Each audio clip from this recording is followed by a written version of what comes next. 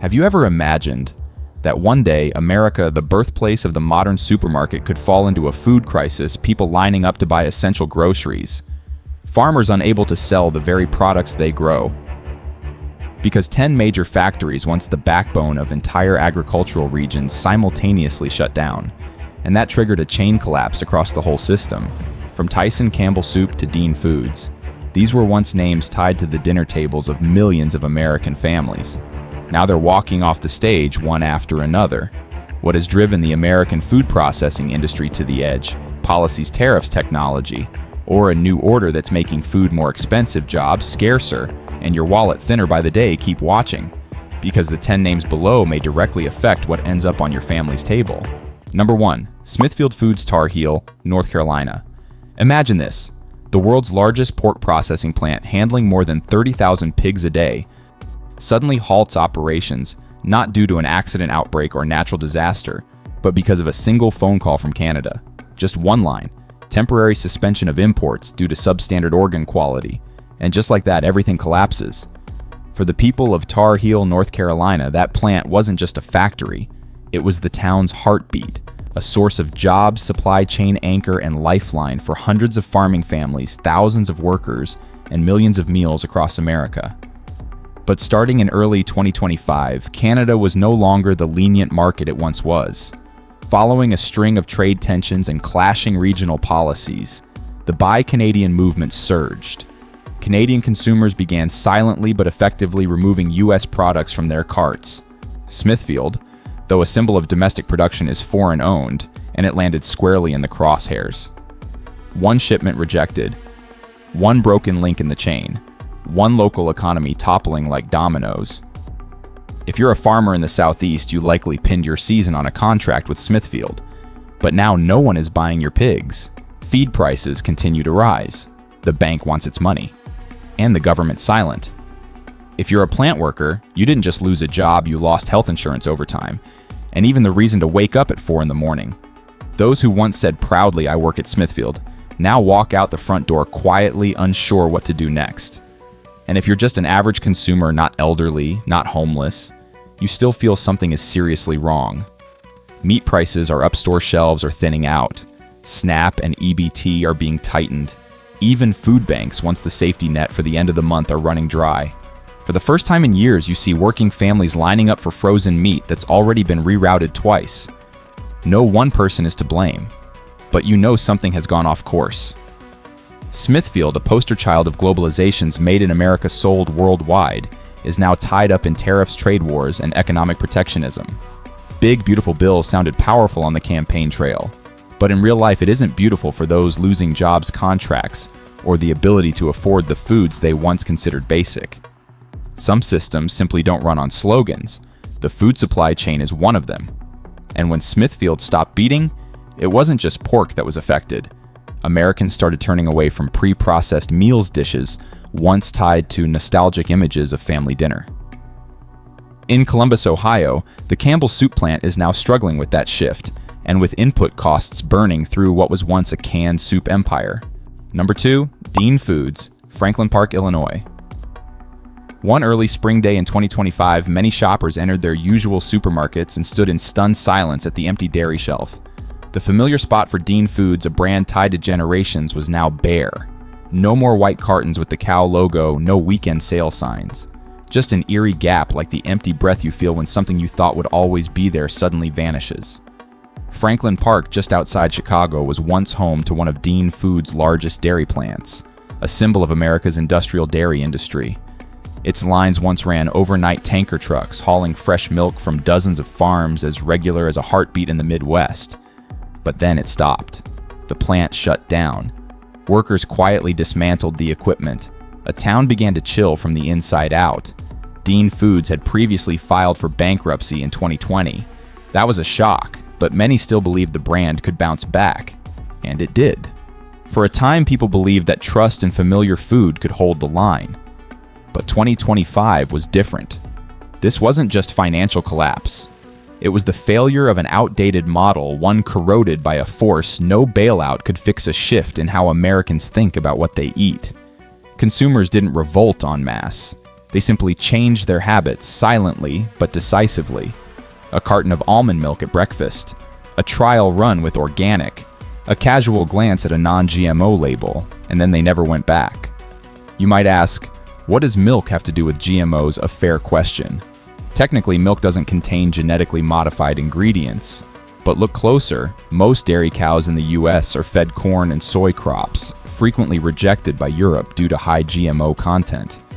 Many countries have banned imports without waiting for definitive studies.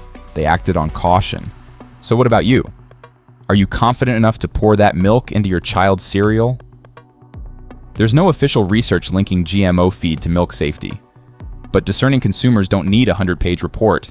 They only need to see how Canada, Japan, and the EU have rejected milk from industrial dairy farms to make up their minds. Many didn't speak up, they just switched. They chose European imports or local organic farms. No declarations, no debates. They just walked away and took an entire industry with them. Meanwhile, safety nets, SNAP, EBT school lunch programs are thinning out. Budget cuts mean not only the poor, but even working-class families are scrutinizing every milk purchase. When food banks begin limiting how much each family can receive, charity itself is running dry. Upstream, the dairy farms tied to Dean Foods have been forced to sell off or reduce their herds. For them, the farm wasn't just property, it was a legacy. A generational inheritance now being dismantled because buyers no longer exist. There were no protests in Franklin Park, but when breakfast diners lose customers, bus routes are cut, and schools worry about missing lunch funding, a community is unraveling thread by thread. Dean Foods didn't disappear overnight. It unraveled through countless quiet consumer decisions, mounting doubts about safety and supermarket receipts trimmed to make the week's budget fit. And if you thought milk would be the last thing Americans would abandon, look next at the frozen dinners once celebrated for being warm and convenient. Can you guess the next name? Number 3, Campbell Soup, Paris, Texas. America once loved convenience so much it canned entire meals. And Campbell Soup was the perfect symbol of that era, warm, ready, accessible, familiar. But by 2025, that very meal had become the victim of changes Americans could no longer control. A can of Campbell Soup no longer stood for family comfort, but instead marked the last trace of a system coming apart. Paris, Texas, a town of fewer than 26,000, once played a key role in Campbell's national production network. Millions of cans rolled out from here into the kitchens of working families, veterans, and seniors living alone. But by early 2025, more than 300 jobs had been erased from the payroll, not due to a lack of demand, but because making an American can of soup had simply become too expensive. Since 2023, costs for transportation, energy, and packaging have soared, but the most quietly devastating, steel. When the government raised tariffs on imported steel from Canada, Brazil, and parts of Asia, the essential material for cans packaging costs spiked. Campbell could no longer hold the line at 99 cents. In less than 18 months, a can jumped from $1.29 to $2.19 at many supermarkets. For a family of 4, the once cheap backup meal became a burden. That's when consumers began to pivot. According to the Food Industry Association FMI, by 2025, nearly 69% of Americans reported cooking at home more frequently, not just to save money, but to better control nutrition. Every meal became a calculation cost time and health. The soup can once a solution started to look outdated. Some avoided canned food out of concern over sodium preservatives and thickeners. Others simply thought, at that price, I'd rather cook fresh beans. But cooking at home isn't cheap either. Fresh produce prices rise with fuel costs. Domestic meat and seafood face subsidy cuts. Consumers are caught in a loop. Canned food raises health worries. Fresh food raises price anxiety. And somewhere in that crossroads, Campbell faded from relevance. Some might ask, but Campbell is still on shelves, right? Yes, but much of it is no longer made in Paris, Texas. Some operations shifted to newer facilities in other states. Some restructured south of the border. The can looks the same, but it's no longer made in hometown. For the people of Paris, Texas, that feeling is hard to describe. A mix of loss and helplessness. Losing a can of soup means losing a symbol. But for this town, it meant losing a rhythm. Breakfast diners went quiet. Bus routes were reduced.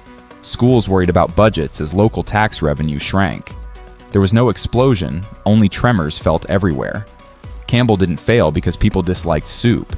It failed because the system around it became too brittle to support it. And when consumers no longer found warmth in what was once a comfort food, turning away became inevitable. And if even a can of soup can't hold its place on the shelf, what's next? Number 4, Tyson Foods, Emporia, Kansas. Early one morning in mid-February, the gates of the Tyson plant in Emporia were no longer open as usual. Pickup trucks no longer lined the streets.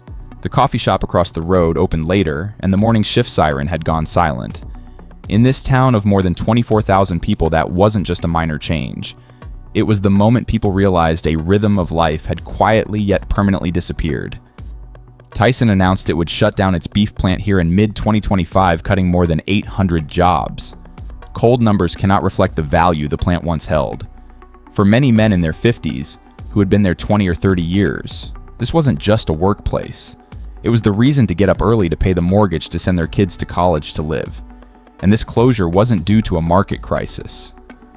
Though the U.S. cattle herd has declined to its lowest level since 1951, consumer demand remains. The issue is rising labor costs while technology quietly moves forward. Since 2021, Tyson has invested more than $1.3 billion in automation. And by 2025, robots will be able to handle most of the cutting, packaging, and inspection processes. But what pushed Emporia to this crossroads wasn't just technology. At the start of the year, ICE began intensifying raids on undocumented workers, a labor force that once made up a large portion of food processing plants across the U.S. Many fled, or were detained. With severe labor shortages and high training costs, automation became the understandable, even reasonable choice. Reasonable for the company, but not reasonable for the town. When the plant closes, everything around it stalls. Lunch spots lose customers, schools lose students, farm supply stores lose orders. Workers don't just lose wages. They lose health insurance, their social standing, and worse, the belief that if they worked hard, they would be kept. Tyson says it has retraining programs and encourages employees to relocate to other plants. But imagine a 56-year-old father in Kansas. Can he really start over, move his entire family hundreds of miles away, begin life in a place where he knows no one and nothing? A robot doesn't need a lunch break. It doesn't need gas money, tuition, or get diagnosed with back pain or diabetes. But people, especially those who've dedicated a lifetime to one trade, can't be replaced by a line in a financial report. In Emporia, some families packed up their uniforms and put them in boxes. No one knows when they will be taken out again. No one speaks loudly, but they all know something has changed. And when you go to the supermarket, look at that pack of beef in the tray, you might see a lower price. But what's not printed on the label is the human cost. The story of a small town that once helped feed America, now struggling each day to feed itself. Automation has arrived, quietly without asking permission. But if even a piece of meat can be impacted by robots and AI, how many other jobs are teetering on the edge? How many families are counting down to their turn? Emporia is not the first, and certainly not the last. Number 5, Cargill, Springdale, Arkansas. Some wounds are invisible, like going to the supermarket, standing in front of the frozen section, seeing turkey still there, but few reaching for it. A lingering avian flu fear grips the southern U.S. Though media says the outbreak is under control, consumers haven't forgotten the images of millions of birds culled, farms sealed off, and no contact signs at poultry gates. In Springdale, Arkansas, once dubbed the turkey capital, avian flu didn't just attack animals, it attacked trust in the American poultry industry. And amid this atmosphere, Cargill just confirmed it will shut down its turkey processing plant here by early August 2025. Over 1,100 workers will be affected. Hundreds of farmers are left in contract limbo. A town of 75,000 loses what was once its most stable anchor. But this shock isn't purely economic. Turkey prices remain high, $70 to $80 for a 6 to 8 pound bird. Feed, transport, and packaging costs have soared. Yet the reason consumers are turning away isn't in the numbers. It's in a sense of uncertainty about quality, safety, and reputation. Many are now choosing imported turkey from Canada, where no major avian flu outbreak has occurred in 3 years, where quarantine policies are strict and supply chains are considered transparent and humane. Canadian meat is clearly labeled, sometimes even cheaper thanks to domestic subsidies. Above all, it brings a sense of safety. something priceless yet decisive in buying behavior. Springdale was once a source of pride. But now many families realize even if they want to support American products, they cannot gamble with their children's health. Turkey is no longer just food, it's a test of consumer trust, and the domestic industry is losing. It's not surprising Cargill is shifting operations to Missouri and Virginia, areas less impacted by the virus with lower costs and closer to new transport routes. But for Springdale, it's like having the oxygen pulled away before anyone could surface for air. Schools may lose meal funding, churches may lack enough turkeys for holiday distribution. Seniors in residential communities relying on food stamps must opt for alternatives, cheaper, easier to cook, but stripped of any memory. When a dish loses its symbolic role, what disappears isn't just protein, but a sense of stability. Last year, the holiday meal might have been a comfort. This year, it becomes a budget negotiation. Number 6. Purdue Farms, Monterey, Tennessee. A plate of crispy fried chicken, a cold lunchbox serving, or chicken soup for dinner. So familiar, no one ever thought they'd be missing. But in Monterey, Tennessee, people are growing used to the absence of what was once routine. Because since the end of June 2025, the Purdue Farms plant, which once slaughtered and packed hundreds of thousands of chickens weekly, has officially shut down. 433 workers lost their jobs. 433 families now forced to cut back, recalculate bills, and ask how they'll make it through next month. And in a town of just over 2,700, the shock doesn't stop at the plant gates. When the lines stop running, the school shops, bus stops, all slow down with them. Life in places like Monterey runs on the rhythm of the plant. Lose that and you lose the beat. But what people regret most is that the plant didn't close because the chicken was bad or because Americans stopped eating it. American chicken is still high quality. The problem is the US failed to adapt to a game that has moved to a new level of transparency and traceability. Japan and South Korea were once loyal customers of Purdue's Monterey plant, but since 2024 they've slowly pulled orders. Not out of distrust, but because they needed something the US, at least at Monterey's scale, couldn't yet provide end-to-end traceability from farm to table, clear and immediate. While the EU and Canada implemented blockchain across entire supply chains, the US still relies on paper documents, truck-delivered samples, and manual approvals. The result, slow chicken incomplete records, rejected shipments. Foreign consumers aren't asking for anything unreasonable. They just want to know how the chicken was raised, where it was slaughtered, and on what date. Basic facts. And in truth, American farmers want the same. They want support to do it right, to be transparent. But they need capital systems and policy backing. That's what they hoped for when they voted for a pro-domestic production future. But after all these years, what they got were promises and tax debates, not legal frameworks or transition budgets. So even domestic consumers are starting to look away. Holding a pack of chicken, they begin to wonder, why should I pick US chicken if Canadian chicken comes with a QR code certification and isn't much more expensive? And as that question spreads, trust quietly leaves the shelf. Number 7, Kagra Brands, Kent, Washington. A frozen pasta tray, a canned soup, a cheese-topped chicken entree. For many Americans, these aren't just fast food. They're a solution. Something to give you a decent dinner after a long shift when you're too tired to cook. But in Kent, Washington, those options are slowly vanishing, along with the over 60-year-old Kagra plant that once produced millions of convenient meals each year. Why not bankruptcy? Just a restructuring of Kagra's portfolio to focus on higher-end, more profitable products. They've decided not to serve the working class anymore. And just like that, over 300 people lost their jobs, from packers, quality checkers, to maintenance staff. They didn't just lose income, they lost the feeling of being part of something. Kent was once called Kagra Town, not for glamour, but for familiarity, because countless family dinners in this area were made from meals this very town produced. But the shock doesn't end at the factory gates. Poor consumers, retirees, blue-collar workers, single-parent households are starting to realize something worse. The fast, cheap, easy-to-cook meals are disappearing from shelves. Marie Callender's healthy choice hunts.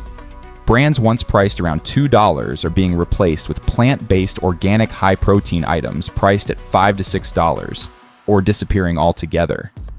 And then there's another group, rarely mentioned, the homeless. Deep discounted cans near expiry once saved them every winter. Many food charities and local food banks depended on slow-selling or surplus Kagra goods. When Conagra pulled out of Kent, those boxes vanished. And in Washington's damp chill, a can of soup could be someone's only meal of the day. Now it isn't. Conagra says it's shifting to healthier products. But for many Americans, what they need are products they can afford. You can't talk nutrition when people are starving. When a frozen meal was once the foundation of family dinner and is now replaced by unfamiliar, hard to pronounce, and hard to swallow items, that's not transition, that's abandonment. We are witnessing a new kind of stratification by food. The wealthy can choose healthy, organic, clean. They have choice. The poor don't. They wait for sales hunt for near-expiry goods, rely on EBT SNAP. But if trusted brands like Conagra also leave, what do they have left? The departure of Conagra from Kent isn't just a factory closure. It's a reminder the working class market is shrinking. And the people living there, sometimes our parents, our neighbors, even ourselves, are being pushed further away from the very system they once helped build. Number 8, Blue Diamond Growers, Sacramento, California. Almonds don't die from pests. They die of thirst. And from being abandoned. In Sacramento, once the heart of California's almond industry, the more than 53-year-old factory of Blue Diamond Growers is set to shut down. That's no longer a rumor. Nearly 600 workers have begun packing up their desks, and hundreds of families are preparing for a life without the sound of grinders or the scent of roasted almonds drifting through the neighborhood. California was once the cradle of the global almond industry, producing up to 80% of the world's supply. But to grow almonds, the first condition is water, and Sacramento has for years suffered from drought, not seasonal drought, but systemic. Outdated irrigation systems, unfair water distribution, and agricultural infrastructure that never made it into the priority lists of major investment packages. Farmers, even those eager to innovate and improve yields, don't know where to begin when every drop of water now is a matter of survival. But water isn't the only thing drying up. Labor is too. After the pandemic and tightening immigration policies, the workforce on farms, mostly made up of immigrants, shrank drastically. Many left and never returned. Almond orchards that once buzzed with laughter now sit silent. Gardeners have stepped back, harvesters quit, and the factory no longer has enough staff to run full shifts. Blue Diamond, instead of pouring more money into maintaining a large plant in California's capital, chose the economic option move operations to the Central Valley, where costs are lower and water sources easier to manage. They call it operational optimization, but to the people of Sacramento, it feels like losing a piece of memory. Middle-class consumers aren't immune to the ripple effects either. Almonds were once the go-to for those who wanted to eat healthy on a budget from almond milk for kids to office snacks. But when the Sacramento plant shuts down, the supply gets squeezed into fewer channels, and prices will inevitably rise. A carton of almond milk, once priced at $2.99, could now exceed $4, and many families will have to choose between eating well and spending smart. Blue Diamond isn't wrong for doing what it must to survive. But the question left hanging is who will do what's necessary to protect communities like Sacramento, where the closure of a single factory reshapes not only what we eat, but how we live and what we believe about domestic agriculture. Number 9. Nestle USA, Stouffer's, Danville, Virginia. When you buy a warm dinner from Stouffer's, you might also be placing trust in the idea that everything is still okay. But in Danville, Virginia, where the Stouffer's plant once glowed through day and night, familiar frozen dinners like lasagna or beef pot pie are now echoes of the past. Nearly 200 positions have been cut and the production line has quietly scaled down. No major announcement, no farewell event. Just a town slowing by one beat as a piece of America's food history slips away. Parent company Nestle explained that consumer habits are changing. Younger generations now prefer fresh, clean, low-sodium, low-preservative foods. Add in skyrocketing energy and operations costs, and frozen meals, though still high in quality, are no longer in their prime. But the issue isn't with food quality. It's the quiet disappearance of a consumption habit that once felt very American, very personal. A convenient dinner after a shift of lasagna in the freezer, for when you're too tired to cook a tray of soup that spared the elderly the trouble of a full meal prep. And in Danville, where many workers dedicated decades of their lives, the loss isn't just about a job. It's the emotional void, as if something familiar once part of everyday life was pulled away without anyone asking. When the line stops, schools become quieter, shops lose customers, bus routes are cut, and the town starts to unravel. But what really makes consumers uneasy stems from hazier memories. TV ads that once ran with "Nothing comes closer to home," those images of families gathered around microwave Stouffer's meals. Back then, people believed this was food made for families for peace of mind, for an America that appreciated simple warmth. But over time, past stories about Nestle involving controversies around product promotion and opaque marketing tactics in various countries have tested that trust. Not everyone remembers the details, but the feeling of once being overlooked still lingers. Though not directly linked to Stouffer's, those cracks in trust give consumers reason to tread carefully. In an age where everyone demands transparent food, peace of mind can't come from a slogan or polished packaging. It comes from lasting presence, from dedication, something the workers of Danville gave every day with their own hands. And get ready, we're approaching the final name in today's video. Number 10. Boar's Head, Jarrett, Virginia. Some deli slices are so thin they're nearly see-through. But sometimes what we can't see carries the biggest risk. In Jarrett, a small town in Virginia, the Boar's Head plant, which once produced millions of deli meat slices every year, has officially closed. It happened after a major product recall in mid-2024 related to Listeria bacteria. At least 10 people died and dozens were hospitalized. For many American families, this wasn't just a health alert, it was a trust-shattering moment. Boar's Head wasn't a strange name. For decades, the brand had been part of office lunches, weekend picnics, or simple sandwiches in home refrigerators. Many believed at least Boar's Head deli meat is still the safest option. But investigations revealed dozens of sanitation violations at the Jarrett facility, standing water-dirty equipment, substandard processing environments. A whistleblower who raised the alarm, according to press reports, had to leave their post. The unease didn't just come from the incident, but from how it challenged what we thought was most solid, our trust in family meals and familiar brands, in food safety processes that consumers can't inspect themselves. Some began recalling past controversies tied to Boar's Head's parent company, from misleading advertising campaigns to records never fully clarified. Even if not directly tied to deli meats, once trust is shaken at the top, everything beneath begins to wobble. More and more middle-aged consumers pause at the deli counter, hand on the new packaging, and hesitate.